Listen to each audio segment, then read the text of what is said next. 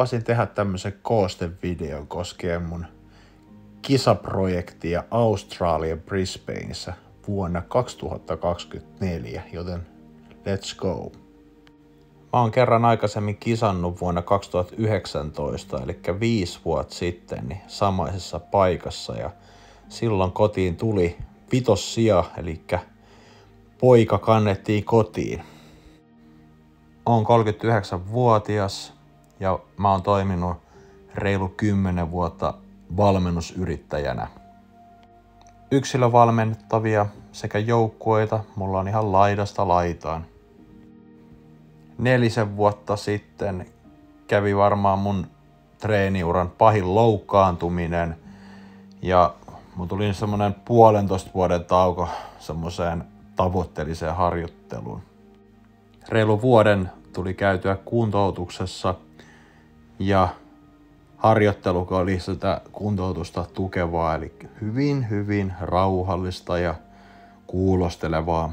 Oireet oli aika rankat tuossa mun olkapäässä. Pahimmillaan särky oli sitä luokkaa, että piti kumppani pyytää öisin sitä hieromaan ja kivut oli aika kovia välillä, ettei käynyt mielessäkään alkaa harjoittelemaan kovempaa. Mun olkapäätä kuntoutti OMT-fysioterapeutti Juhani Taivela, joka on aikoinaan ollut myös mun kouluttaja.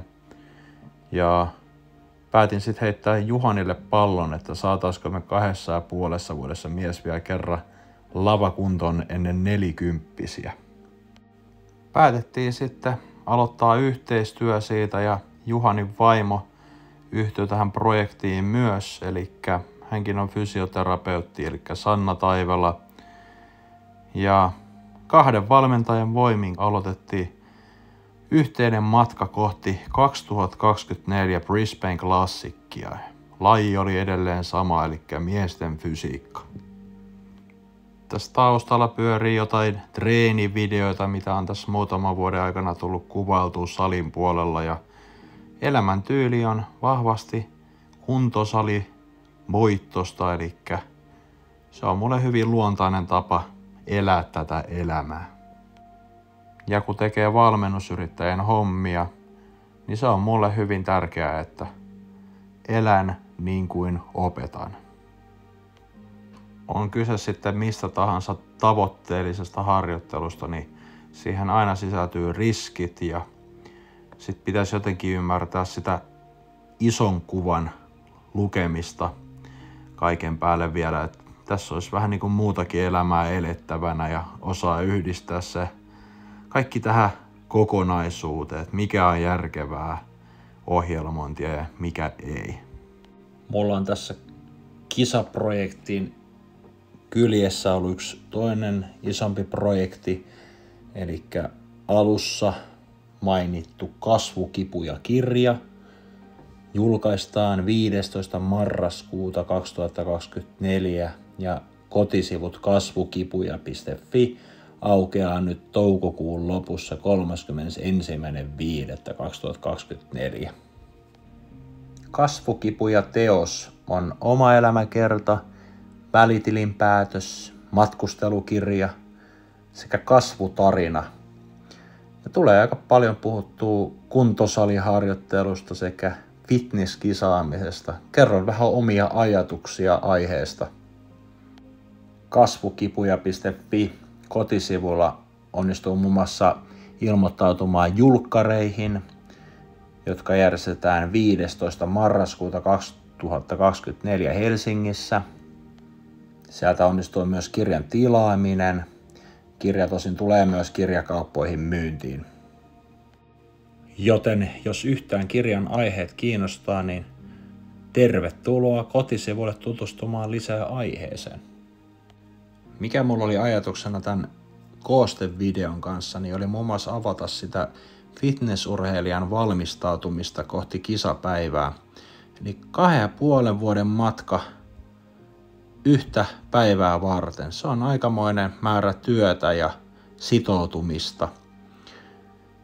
Menee rekkalastillinen ruokaa viikossa ja painot liikkuu progressiivisesti viikosta toiseen.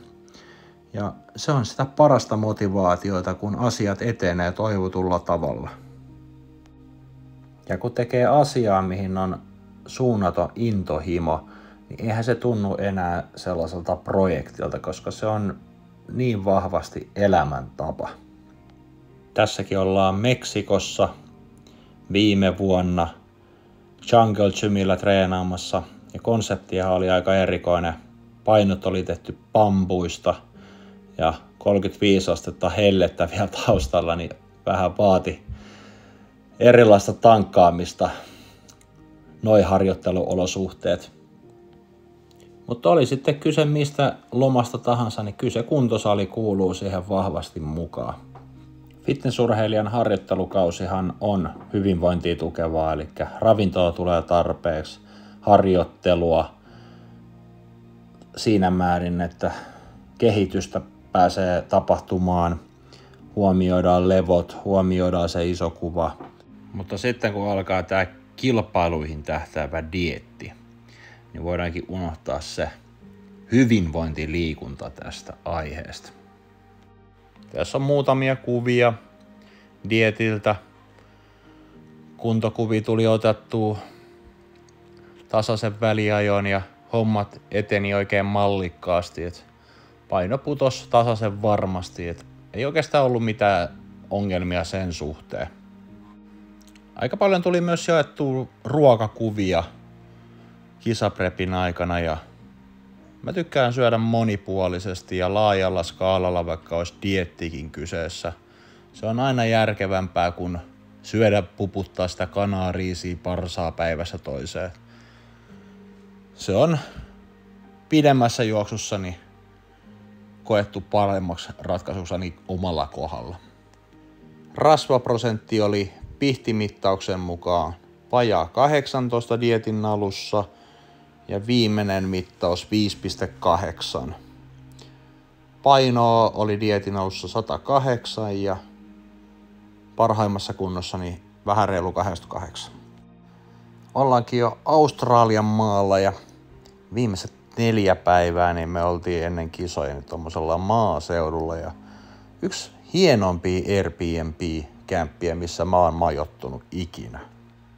Tällä omistajapariskunnalla oli siellä pihamaalla niin ankkoja, kanoja, poneja ja oli kyllä erikoista, kun toimittivat meille niin tuoreita ankan sekä kananmunia, mistä sai tehtyä aamumunakkaat muun muassa. Meille myös annettiin sellainen vinkki, että saatetaan näkeä villejä kenguroita ja eräs aamu verhoja avatessani niitä hyppi ja pomppi siellä 4 kappaletta. Oli kyllä aika veikeä kokemus sekin. Kauan odotettu päivä, eli the day. 2,5 vuotta tehty hommia tätä päivää varten. Ja parhaitenhan se päivä lähtenä liikkeelle, kun tosta omalta pihamaaltani otti tuoreet limet päivän ruokia varten talteen. Noi maisemat, minkä keskellä me asuttiin, niin tuli ihan mieleen joku semmonen Jurassic Park ja kisapäivänä niin ihan rentoa kävelyä otettiin siinä ja käytiin vähän aaseja ja poneja moikkaamassa naapurissa ja fiilistelemässä, että ei vitsi, että tätä päivää on odotettu. Mä itse viihdyn maaseudulla ja en olisi keksinyt parempaa keinoa niin kuin rauhoittua, keskittymään itse kisapäivään ja kaikki tommoset valmistelut menikin ihan putkeen sen suhteen. Meidän hosti sanoi tosta meidän kävelyretkestä, että hän ei ole huolissaan käärmeistä tai hämähäkeistä, että enemmänkin varokaa sitä aasia, mikä siellä naapurin pihalla on. Ei ikinä selvinnyt, että onko hän jotenkin arvaamaton. Sen takia oli tuommoista aika varovaiset liikkeet hänen vieressä tuossa noin. Siinä heitin vitsillä, että toivottavasti ei tarvitse lähteä päivystykseen sen takia, kun käsi on aasin suussa. Ja päivystykseenhän lähettiinkin lopulta sitten, mutta eri syistä.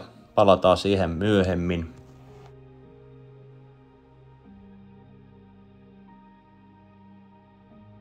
tässä tehdään viimeisiä kanariisi-annoksia ennen kisapaikalle lähtemistä ja on aika keskittynyt ilme.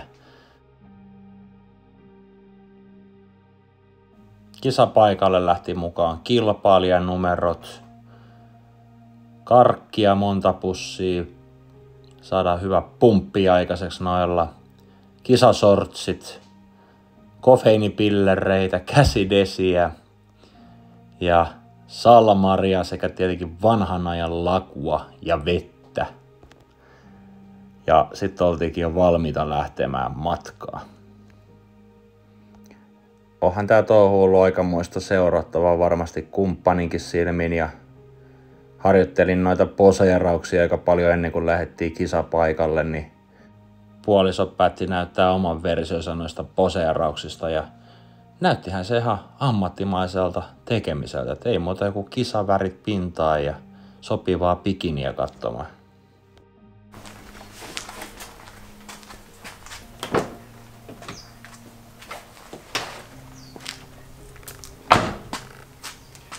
No niin, eiköhän sitten lähdetä hoitaa homma kotiin. Enpäs ikinä kuvitellut Suomesta lähdettäessä, että nämä kisat saa mitä ihmeellisemmän päätöksen. Eli Suomesta kun me lähdettiin, niin samana päivänä mulla oli studiossa kuvaukset. Ja en olisi kyllä sillä hetkellä uskonut, että tää tulee olemaan semmoinen dieetin paras kunto ja jotain tulee tapahtumaan matkalla Australiaan. Joshua auttoi mua kisapaikalla huoltohommissa ja oli muutenkin semmoinen henkinen tuki siinä tilanteessa. Turha sitä on kieltää, että kunto oli kyllä suoraan sanottuna aika karmaiseva ja lavan takana muun muassa mietittiin, että laitetaanko vaan verkkarit jalkaan ja lähdetään kotiin sieltä, koska se oli aika raju pettymys suoraan sanottuna. Lopulta päädyttiin siihen, että lavalle noustaan ja otetaan kokemus talteen ja mietitään sitten, että mikä meni vinoon. Salmari Huikkainen lavalle menoa. Perinteistä ei pidä luopua. Kyllä saatana.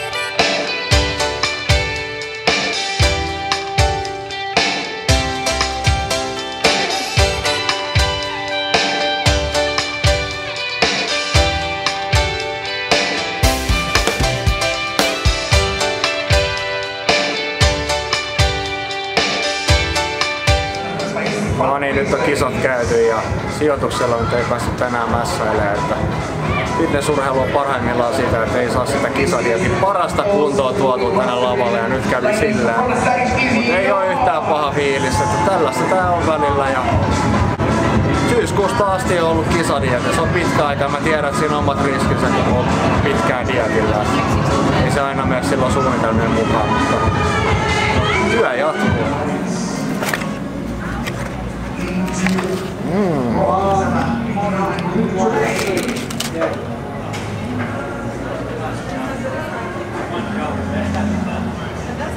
Pahempaa.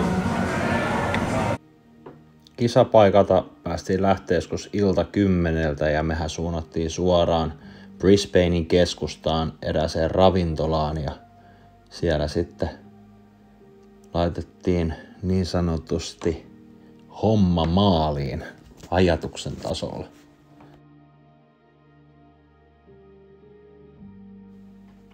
Ja pari päivää kisojen jälkeen niin tuli syöty itsensä oikein mukavaa olotilaan ja mitä erikoisempia ruoka- sekä jälkkäriannoksia tuli kokeiltua ja pettymystä siinä käsiteltiin tietenkin taustalla. Ehkä vähän jopa epätietoisuuden rajamailla, mutta käsiteltiin kuitenkin.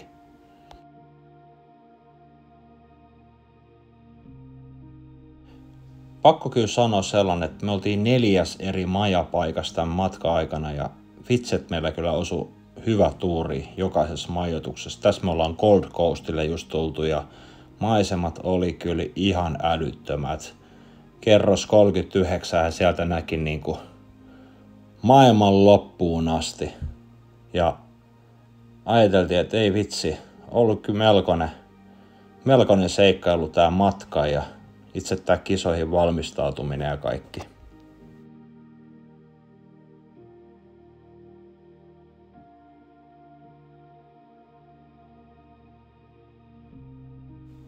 Niin kuin tuossa tuli mainittua, että kisapaikalle päästyä, niin kroppa rupesi ihmeellisesti kerään nestettä ja ajateltiin, niin kun kisat oli, että se oli siinä, mutta 2 päivää kisojen jälkeen niin mun jalat turpos aivan muodottomaksi ja lopulta ei enää mitään muuta vaihtoehtoa kuin hakeutuu hätäpäivystykseen.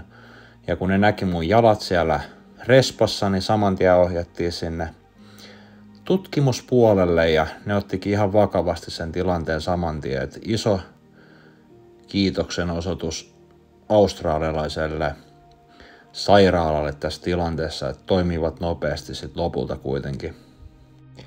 En ihan yksityiskohtaisesti lähde tässä videolla avaa, että mitä kaikkea tähän tilanteeseen nyt riitti, mutta sanotaan näin, että matkavakuutusyhtiö ja eräs nimeltä mainitsematon lentoyhtiö hoitivat oman tonttinsa aivan päin helvettiä suoraan sanottuna. Ja mä ajattelinkin, että mä kirjoitan tän ihan tapahtumatarkasti tuohon mun tulevaan kirjaan, kasvukipuja. Se toimii oikein hyvin siinä, mutta niin kuin kuvista näette, niin on tuo tilanne ollut kyllä kaikin puolin aika pelottava, kun ei tiennyt oikein mistä on kyse. Näitä tutkimuksia on jatkettu edelleen vielä Suomessa ja se nyt vaikuttaisi siltä, että kyseessä on ollut tämmöinen selittämätön shokkireaktio kropassa, eli ei mitään perussairautta ole löytynyt sieltä taustalta. Ja ainut mitä lääkäri sanoi mulle Australiassa, niin sanoi, että mulla on normaali kookkaampi sydän ja lepopulssi tosi alhainen, mikä on taas sitten urheilijalle ihan normi juttu. Aina paikan tullen niin jalat kohti kattoa ja kävely oli aika vaikeaa noiden jalkojen kanssa.